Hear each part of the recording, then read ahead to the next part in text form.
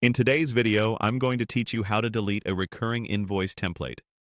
If you've ever set up automatic billing for clients and later realized you don't need that schedule anymore, deleting the template is the cleanest way to stop future invoices from being generated.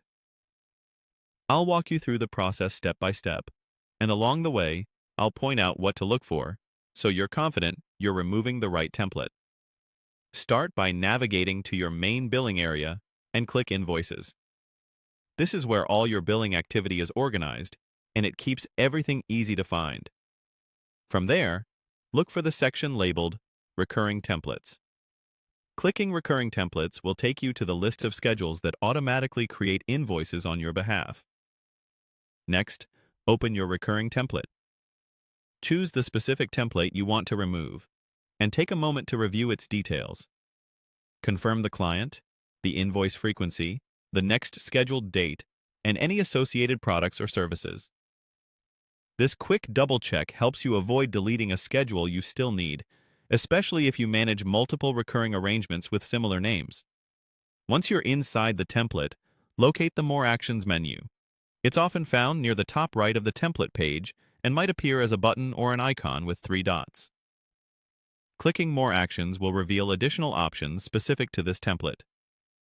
From the options shown, click Delete. At this point, most systems will display a confirmation message.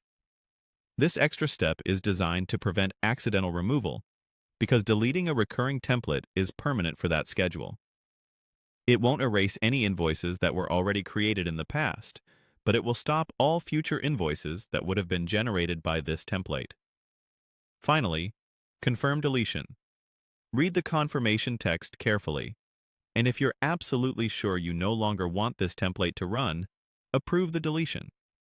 In a few seconds, the template will be removed from your recurring templates list, and no new invoices will be issued from it going forward.